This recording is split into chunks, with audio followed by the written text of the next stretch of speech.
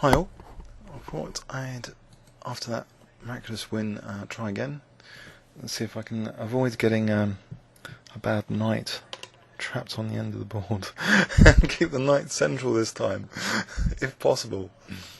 Let's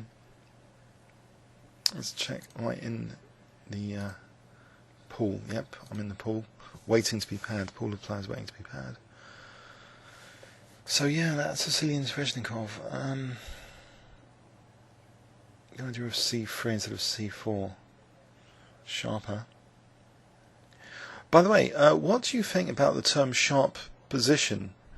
You know, does that imply to you, you know, tactically dangerous, one move you're dead, or could it be something more profound in terms of an implication of,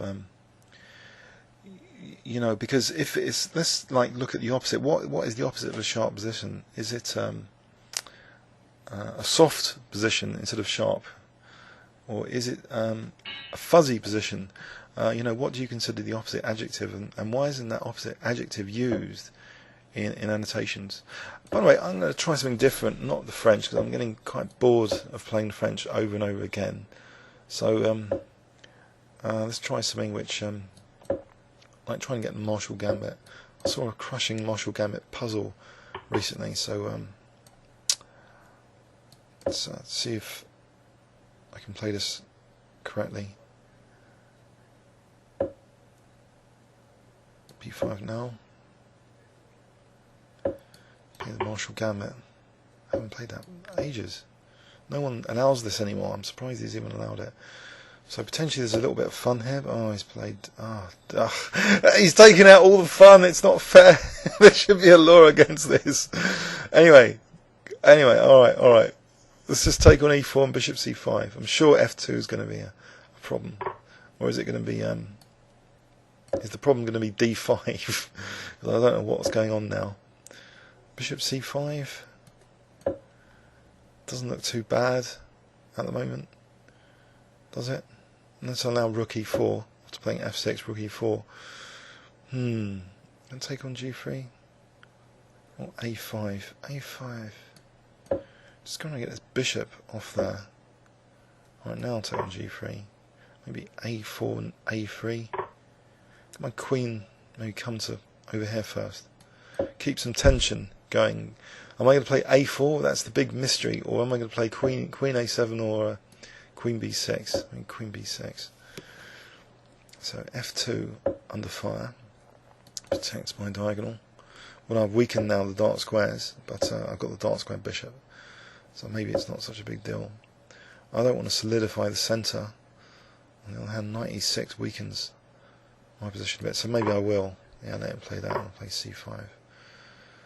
Maybe C5 here. Oh, B5's on, so B4 instead. So what's going on here? What's the assessment at the opening now? Have I got a completely strategically lost position, or is it playable? I think it might be playable, because if he takes it, at least I'll get some F-file pressure going. Okay, so now there's a threat, you know, sometimes of Rook F2 if he's not careful. In fact, Rook F2,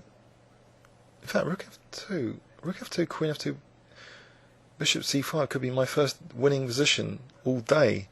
Surely Rook F2. Rook F2.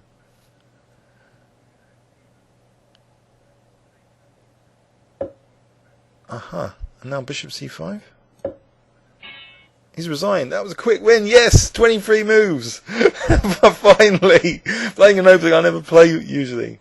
Let's have a look at that. So, the theoreticians among you, please can you tell me, you know, was this right, what I played, in terms of an early D4, not going into the proper Marshall with, you know, takes, but just playing D4. Was this okay to play knight takes C4? Has that been played before?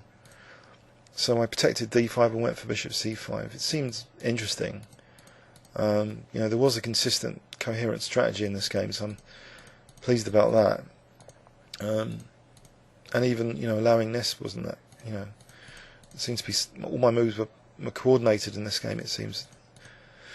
So, yeah, please leave any comments or questions on YouTube. We're on a winning streak now, 2 out of the last 2. Thanks very much.